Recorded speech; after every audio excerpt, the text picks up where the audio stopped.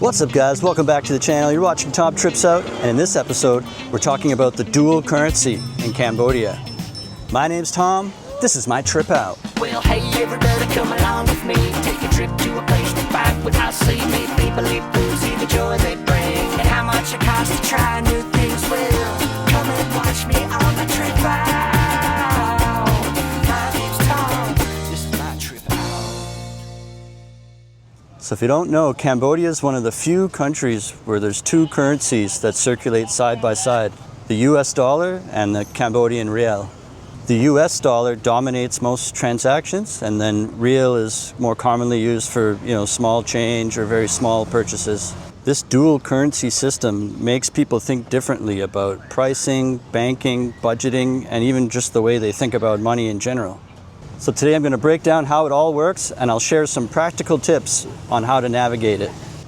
So the first thing I want to go over is, how you actually get the money out into your hands. And if you're just visiting here and you don't have a bank account yet, usually you'd be using an ATM machine and using your bank card from back home. And that's something you need to be careful of, because there's normally big fees for that kind of thing from your home bank and the bank you're taking the money out of. And so it's especially bad if you keep going back and only taking out $20 every time, because every time you take it out you're having a fee, so you should take out maybe $400 at once, I remember when I first came here and I didn't have a bank account yet, I was doing that. I would take out, I think, $300 US, and it would be like a $10 fee for that. But it's better than just taking out like $50 6 times and you're paying a fee every single time, So if you're paying big fees, you have to think of strategic ways to minimize those fees. Another thing you need to be aware of, because you may need to plan around it, some bank accounts or bank machines have daily withdrawal limits. So if you're trying to take out a lot, or if you've stayed somewhere monthly and you're going to pull out all the cash at once, and then right at the last moment you find out you can't take out that much. So keep in mind that daily limits may play a factor.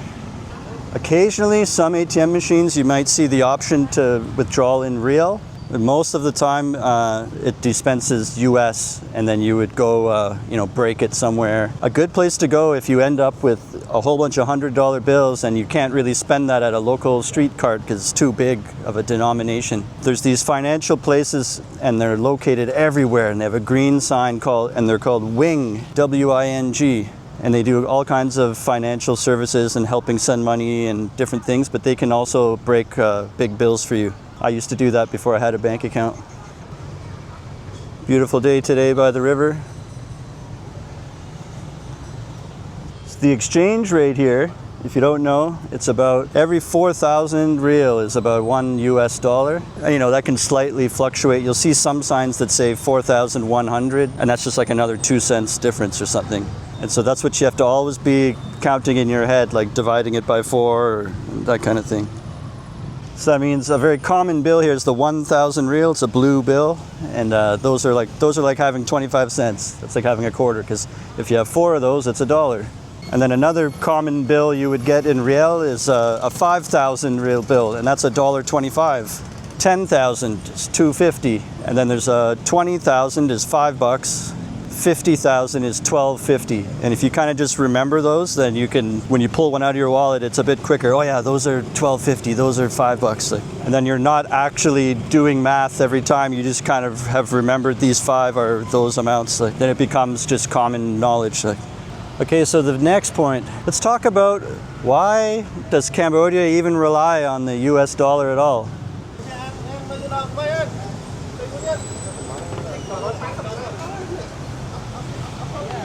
Cambodia's reliance on the US dollar, it actually goes back decades, and it was due to years of instability and hyperinflation. People have lost trust in the Riel. When the UN and international programs were introduced in the 1990s, huge amounts of dollars were introduced into the economy here. And then people quickly started using USD because it is more stable and more trusted. You can imagine this impacts daily life in a big way. Most restaurants, hotels, apartments, anything more than 10, 20 bucks is all listed in US dollars. And here we're in Cambodia. This makes budgeting and keeping track of your money much easier for expats because the value doesn't fluctuate wildly. But It also means the Riel is still needed for micro purchases and small things like a short tuk-tuk ride or a little sugarcane water from a street cart, or street vendors where everything is just 25 or 50 cents. You can't give them like a $50 US bill, All right, so we're close to the beach now.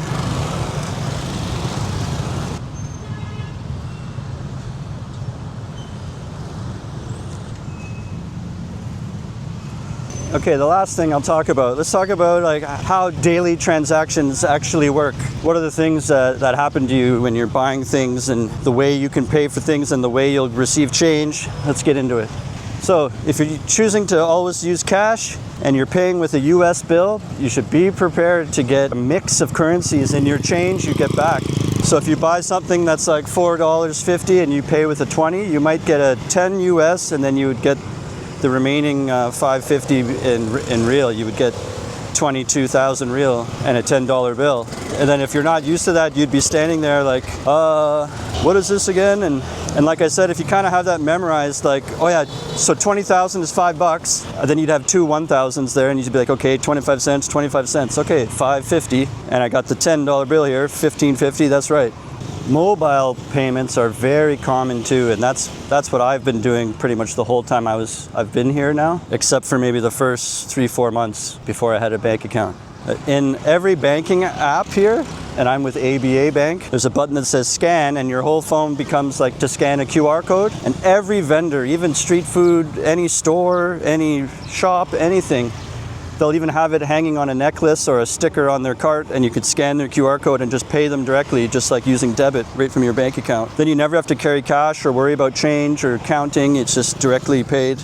And that financial place I talked about called Wing, where you could break bills there, they also have an app where you could have a virtual wallet, and places accept their QR code too. So if you had a really big bill and you couldn't spend it anywhere because nobody can break it, if you had the Wing app, you could go to a Wing location and give that 100 to them, and they'll load it into your account, and then you could pay for things using the app.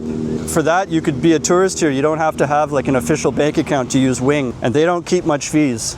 It was almost unnoticeable what they kept, like 2 cents or something.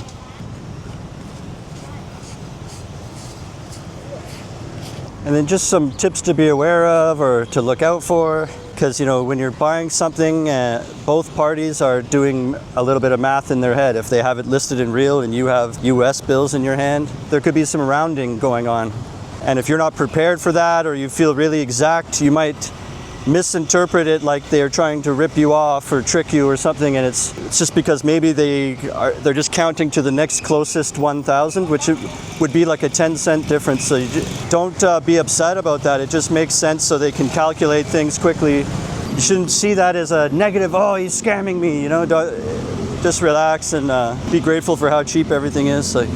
Most of the time they're very honest here. I've messed up sometimes giving them money, and they accept it from me, and then they'll look at it and separate some and hand it back to me, like hey, you gave me too much. That's very common. They're honorable. Oh, here's a Wing. I'm just walking by a Wing right now. I'll show it to you. So here's the financial thing, Wing, I was talking about. And there's really lots of them.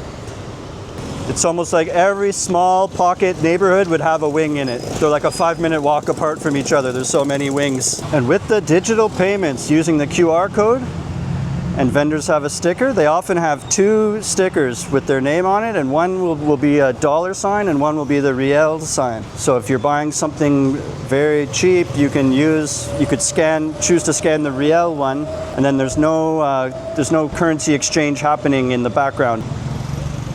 So yeah, I hope that you learned a little bit about the currency here and how the money works. If you have any questions, comment it below, or if I left something out and you can help the rest of the community by adding some more info, please do so.